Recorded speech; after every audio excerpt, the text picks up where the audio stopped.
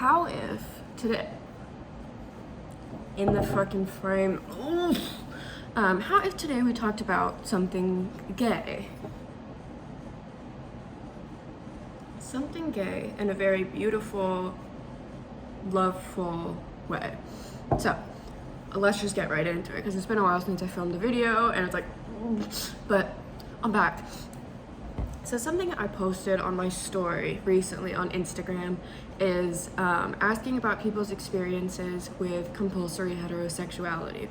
And I will explain to those who don't know what compulsory heterosexuality is in a minute, but essentially I was asking this question especially to gay people, lesbians, and bisexual people who used to think they were lesbians, and lesbians who have later realized that they were bisexual. So for people who have switched labels, kind of just asking like, how did compulsory heterosexuality influence their journey to coming out and realizing their identity, and all of that sort of thing, because it's something I've been thinking about a lot lately.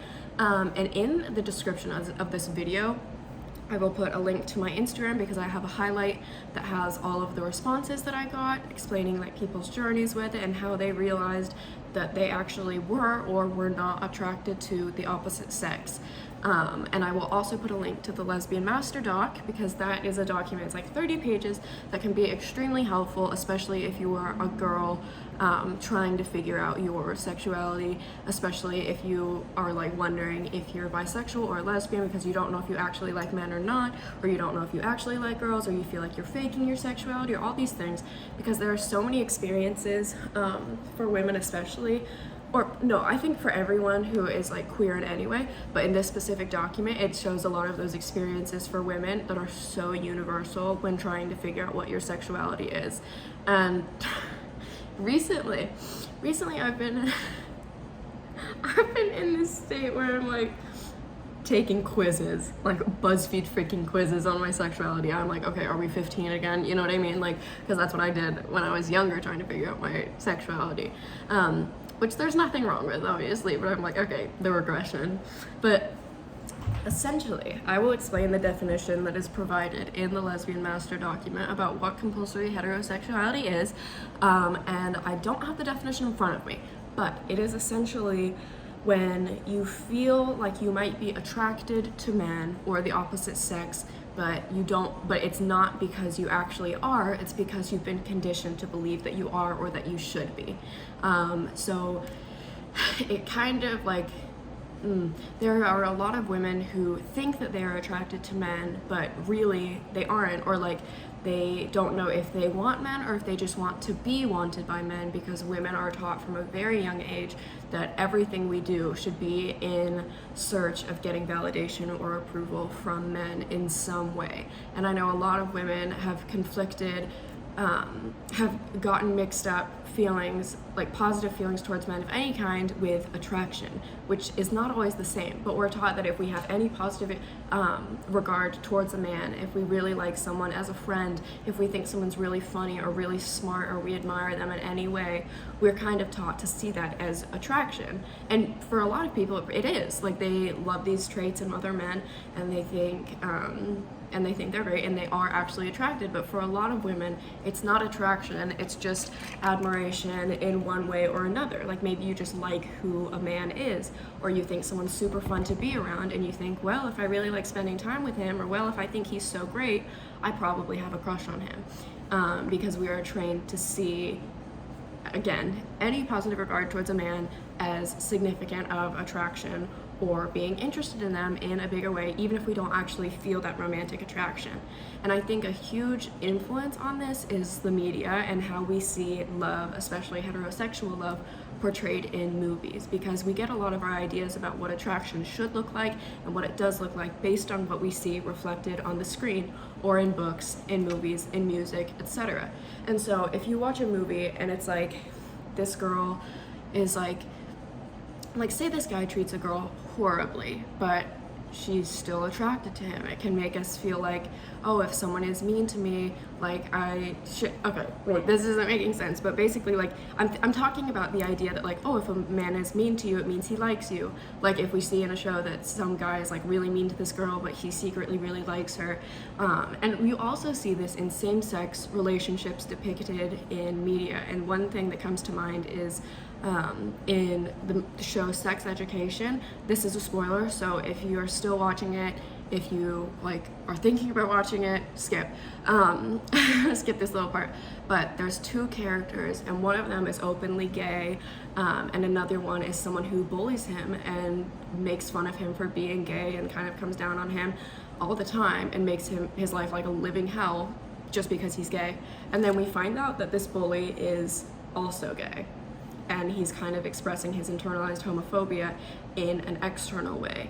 And we see that trope a lot, where the guy who is a bully, and this is in society as well, where people are like, oh, this like Republican lawmaker who's so homophobic is probably secretly gay, where people do that as like a punchline, which is actually just scapegoating gay people as also being responsible for the discrimination against them, which is so annoying. But yeah, so the way we see attraction and love depicted in media can definitely influence how we see it in our ideas about straight people, about gay people, and about our own place within all of that. And it can make us wonder where we fall. And so with compulsory heterosexuality, I was reading a lot of these responses, and a lot of them resonated with me so much, you know, where people where like women were going for men because it was convenient, or because it was something that they were expected to do, and it's something they felt like actually doing, or like they felt like they should be doing, so they did it, kind of more from social expectation and social standards, more so than from what they actually wanted to do. And something that I think is helpful in terms of figuring out your sexuality and what you actually want, and again, you never have to know what your sexuality is. I just did a post on my account just kind of talking about some of those things that are so normal and so okay, including not knowing what your label is, not wanting a label, wanting a label and having one, trying on a label to see how it fits, changing your label when you realize it's no longer applicable. All these things that, because we're kind of taught like, oh, you shouldn't come out unless you know for sure what you are, or people have fears about that. I totally did when I was younger. I was like, well, I don't want to come out if I don't know for sure. And back then I was like, I'm probably faking my attraction to women, you know what I mean? Which a lot of people deal with. A lot of people wonder if they're doing that. But a tip I want to give to you if you're questioning your sexuality is something that a friend of mine who was starting transitioning told me in terms of figuring out his gender, which was kind of like, how would you present yourself if society didn't exist? If there were no like societal repercussions for what you were going to do, if there was no judgment, if there was no criticism, if there was no external influence, what would you do? Like, what would feel right to you without all that influence? You know, like, how would you live if you could live in the way that felt most true to you?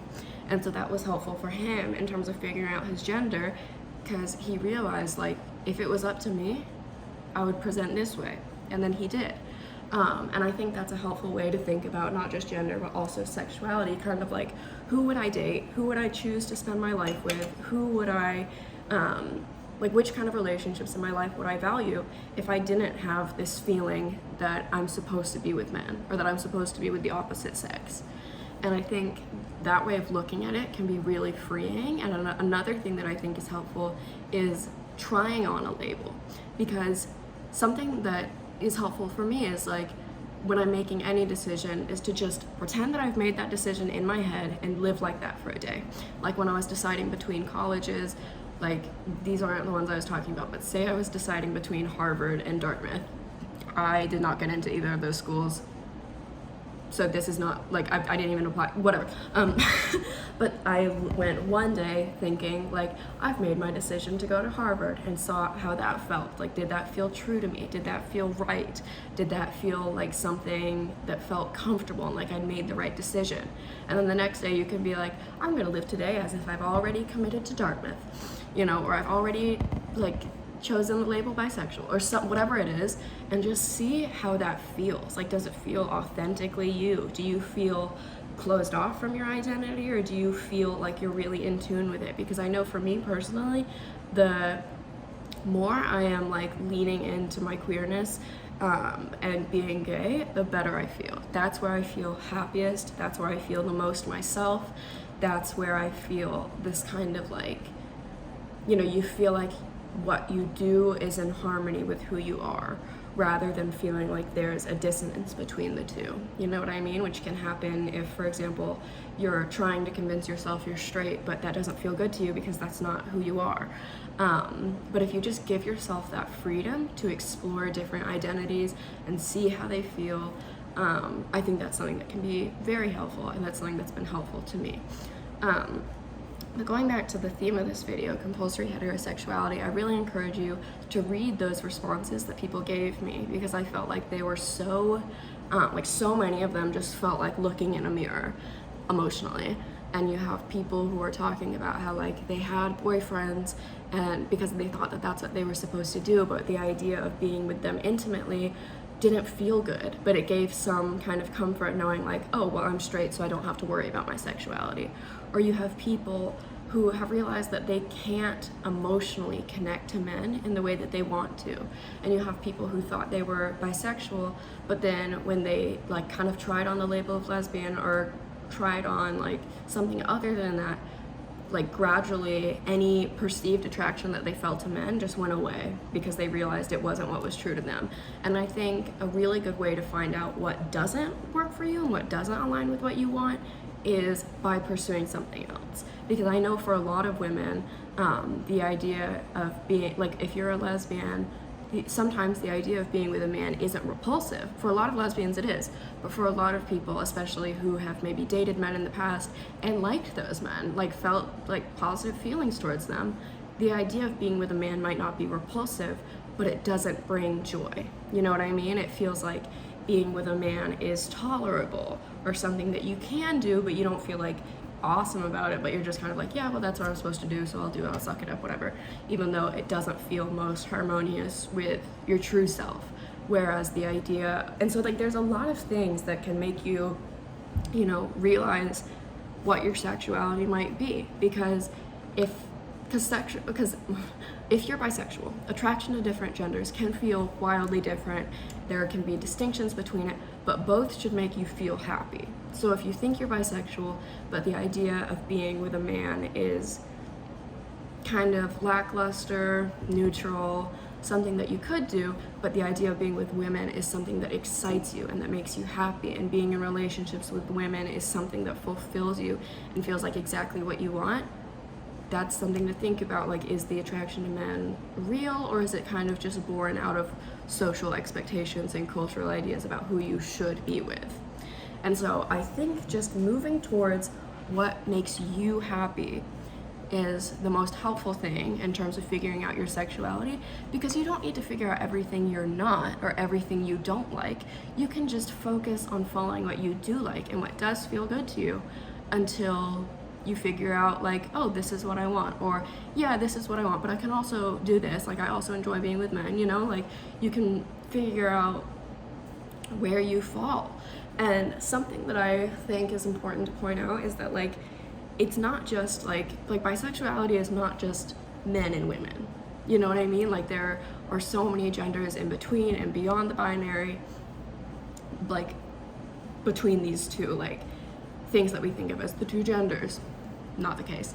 So if you're bisexual, it doesn't necessarily mean that you like men. Maybe you're attracted to non-binary people and women, you know, or maybe you're attracted to men and non-binary people but not women. So there's all these different nuances to sexuality, and I think the way society views it is often kind of one-dimensional, you know, where it's assumed like, oh, if you're a lesbian, you hate men, you think they're repulsive, you think this or that, you've never been with them, whatever. Whereas for a lot of lesbians, they didn't know that they were their whole lives. And the same goes for bisexual people and for gay people and for trans people. Kind of like any identity, there's going to be people who have known their whole lives. There's going to be people who realized like what we consider late in life. And a lot of that is because a lot of us just follow the kind of perceived mold of what we should do, you know. Like, say a guy asks you out and you wouldn't have gone for him if it was up to you, but like he asked you out, so you feel like, okay, I should say yes, I should go on a date with him, even if the idea of it feels like awful and you don't like going on dates with men, etc., etc. but you feel like that's what you're supposed to do, and because you don't know any other feeling, you think that's how it's supposed to feel. You know what I mean? Or you're supposed to not really like being intimate with him, but put up with it, you know, like that kind of thing. And I think reading these documents and getting other people's perspectives and following what makes you happy and trying on a different label and just kind of like allowing yourself the space to figure out what feels right to you without rushing it, without forcing it, and with just being kind to yourself, because it can be very, very difficult to figure out your sexuality. And again, you never have to know. You don't owe an explanation to anybody, and you don't need to come out to anybody if you don't want to. You are allowed to be completely quiet about your sexuality. Part of why I'm so open about this stuff is that for a long time I really wasn't. You know what I mean? Maybe one day I'll talk about my like kind of how I realized that I wasn't straight and kind of my process with that, because a lot of it was like a lot of crying, a lot of shame, a lot of like, you know, feeling crushes on girls when I was younger and trying to suppress them and trying to like forget about it and trying to like pretend that it didn't happen and that kind of stuff, to the point that you just, I think my hand is shaking a little. I don't know. Sometimes that just happens. But something that I will talk about here. Wait, I don't know if I am ready to talk about that. It's kind of like, okay, I something I will say is no, I don't want to say, okay, but now I've already, oh my god, this is what always happens. I just like start saying something and then I'm like, wait, do I want to talk about this? But then like I'm already too deep. And when I'm with other people, I'll just be like, never mind. And they're like, you can't do that. And it's so true, because when other people do that, I'm like that is the most evil thing ever. But something I will talk about is realizing what feels really good to you. Because the first time I went on an official date with a girl, I was like so excited, not like nervous. Well, yes, I was nervous, but not like scared, but just like it felt so right. And it felt like I had such a deep connection with this person that I like barely knew, not necessarily, but anyway, so like our first date, I was like shaking. Like it was this kind of feeling where like you feel like you're doing what you're supposed to be doing, but with that can also sometimes come internalized homophobia and feelings of what you're doing is wrong and what you're doing is like going against what society wants you to do, and you kind of can feel this isolation from the rest of the world because you know that you following your happiness and what makes you feel good is automatically going to make a ton of people hate you, like people who are homophobic, make people think that you're going to hell, and there are some people who will judge you and your entire character solely on who you choose to date. And I think that while figuring out your sexuality and doing what makes you happy can feel really, really, really good, and you can feel like so authentically yourself and so in tune with yourself and so good, there's another side to that as well that is also very, very real. But I just want to let you know, like, having the feeling like you're doing something wrong or there's something wrong with you does not mean that there is. It's not reflective of what the truth is. It's just a projection of what we've been taught and conditioned to believe in society due to rampant homophobia, transphobia, and everything that has told us that like the right relationship is between a man and a woman and nothing different. And so we can talk about internalized homophobia in another video, but unpacking that can be really hard. And so I just encourage you to follow what makes you happy, even if that sometimes comes with feelings of shame or like you're doing something wrong, because I think the more you are like, fuck that, that's not true, I'm gonna do what makes me happy and what makes me feel good, the more you're able to tune that out. But I also want to make space for the fact that sometimes like figuring out your sexuality can be really hard, and it can be really hard if you know that there's people in your life who won't accept you, or if you wonder if people in your life will see you differently. Like, I know something that I worried about is like people I've been friends with since I was a kid, like what would they think? What if they thought I was gross? Or what? I would think about people I knew in middle school who, one time I was at a sleepover and someone was talking about their hairdresser who was a gay man, and one of the girls at the sleepover, who was one of my best friends at the time, flat out said, I don't support it. like about gay people. And so, you know, when you are thinking about your own identity, there can also be a lot of shame and a lot of fear, because you kind of remember and you think about all these instances of homophobia, or where people have said, not knowing that you, like that what they were saying was also applying to you, that they don't like queer people. You know what I mean? And so I do want to create space for that, because figuring out your sexuality, while a really beautiful thing, can also be so hard. But just know that you're never alone in that, and that there are so many like support systems and articles that you can read, and like blog posts that people have done kind of talking about their experiences with being gay. And I do think we live in a time where there's more of that content than there has ever been before. And so that is today's video. It's a pretty long, I didn't talk a ton about compulsory heterosexuality, I don't feel like, but I guess this was just a video about figuring out your sexuality, and hopefully it helps some of you. So thank you for watching.